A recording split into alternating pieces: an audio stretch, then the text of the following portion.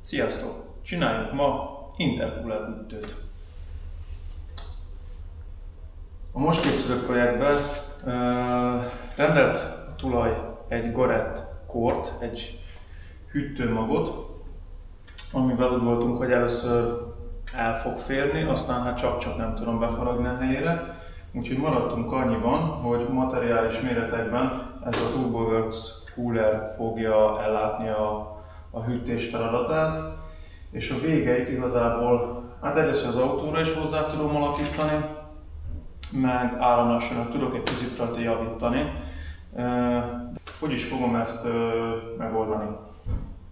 Áramlástanilag ugye az, hogy ilyen derékszögbe fordul be a gáz, ugye ezen esetünkben a levegő, az egyik hűtőnél sem teljesítménynövelő szempont, és a hűtőfelületet nem túl jól támogatja.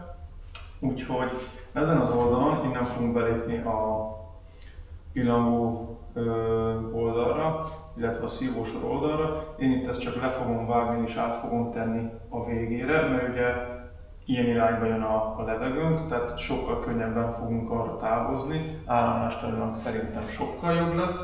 És amit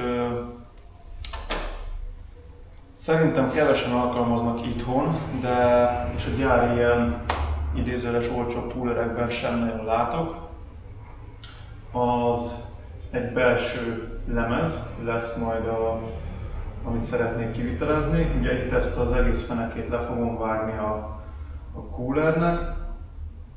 Ezt a részét ugyanúgy el fogom távolítani, ezt le fogom falazni, és innen fogunk belépni ugyanúgy az intercoolerbe. Azonban itt ebbe a szakaszba egy ilyen S alakú lemez fogok beépíteni. Ezt azért ugye el fogom felezni, nagyjából a 63-as coolercsővel fogunk bejönni, és itt ezt el fogom felezni. Azért ugye, hogy az egyik fele az könnyen ugyanúgy át tud jönni a levegő, tehát igazából mivel egy oldalon van, egy magasságban van mind a két kiállásunk, ezért nagyjából ez a felület az, ami érdemben hűtene alaphelyzetünkben. Alulra ugye nagyon kevés levegő jutna be áramlástanilag, ezért azt szokták alkalmazni, főleg külföldön, Amerikában például, hogy ahogyan itt belép a levegő, el van felezve egy lemezzel, egy pléttel a cooler lényegében, és ez a fele a levegőnek, ez a 63-nak a fele, az ide be fog fordulni, és így maximálisan ki van használva áramlástanilag a hűtőnek a belső felülete. Úgyhogy ezt fogjuk most kivitelezni.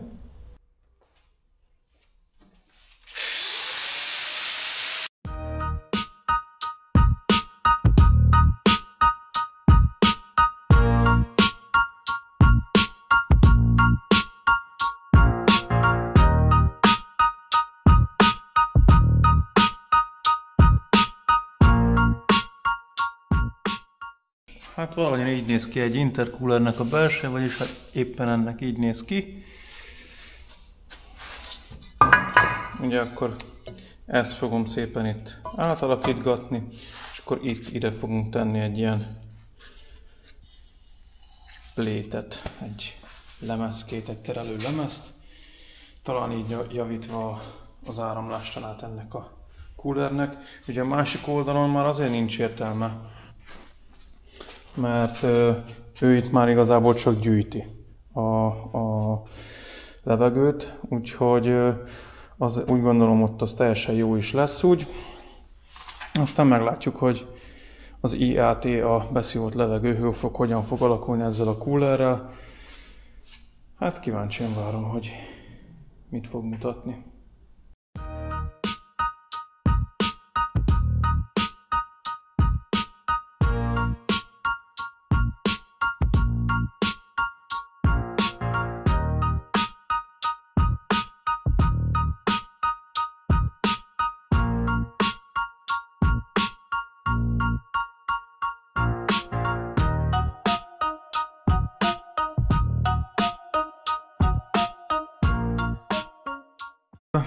Le is vágtam ugye a TurboWorks coolernek a végét. kicsit letisztáztam, de érdekességképpen ő itt ugye a Garrett Core, a Garrett magunk, ez pedig ugye a TurboWorks. Meg lehet nézni, hogy a TurboWorks például, hát így nagyjából az ujjam miatt látszik a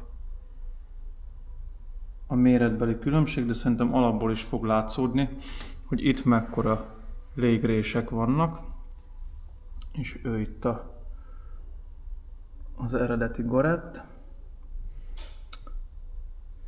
Érdekes, hogy itt-ott azért ugye látni a fényt úgymond az alagút végén, hogy teljesen átlátni rajta, sokkal-sokkal sűrűbb a belső szerkezete, és hát nem tudom, hogy mennyire fog látszódni,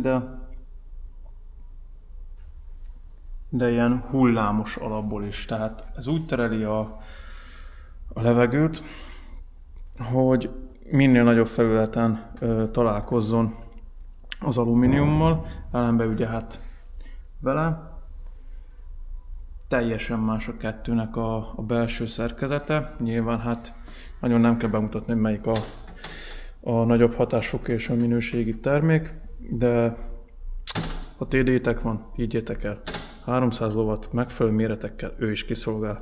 Kacsintós fej. Na de, térjünk vissza a mi coolerünkhöz.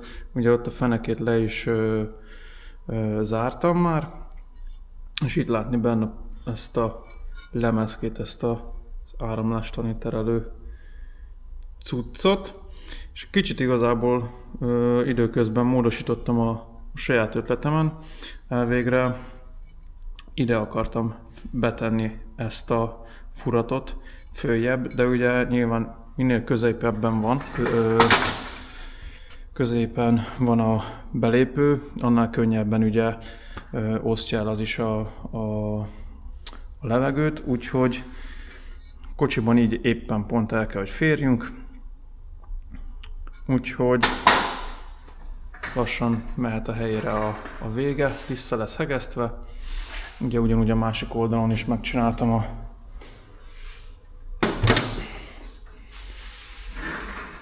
a hátsó lefalazást, és innen ugye ugyanúgy megvan a kivágásunk, le van most már sorjázva, ki van fújatva belülről a cooler, és itt is látszik, hogy annyira itt nem lehet átlátni a másik oldalra, ellenben ugye vele, hát most pont lehet, most sem.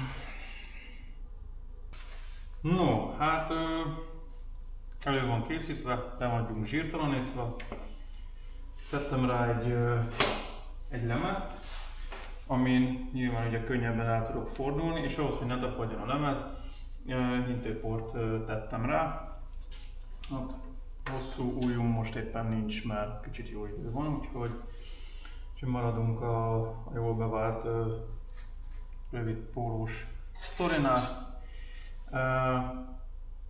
Próbáljuk meg.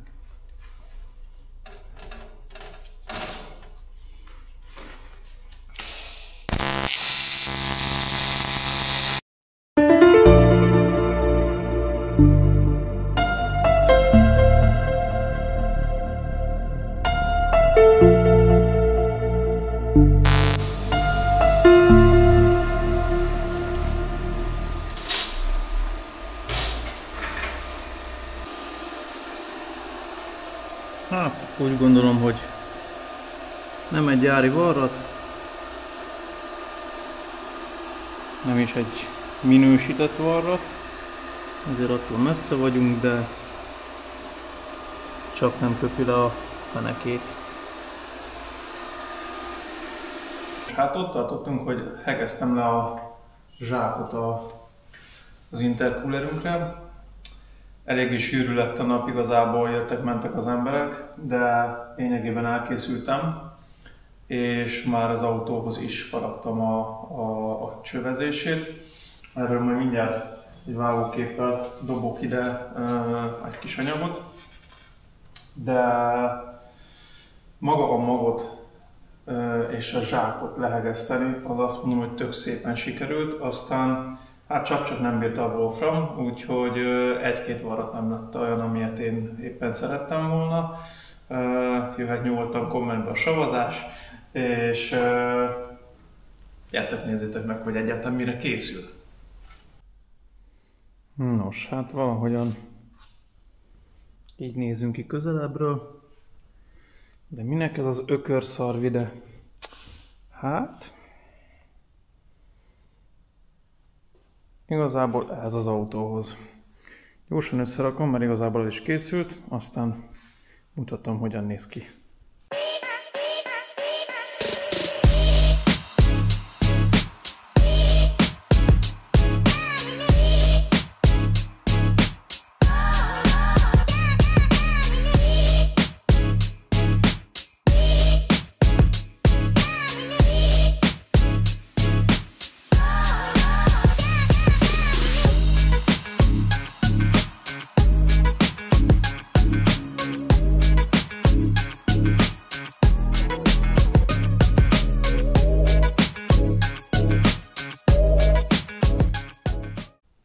Nagyjából a képem az meg így néz ki egy egész napos alumínium munkálat után, de hogyha akartok még hasonlót látni, vagy ilyen különlegesebb építéseket, akkor kövessetek be, iratkozzatok fel, meg ilyenek.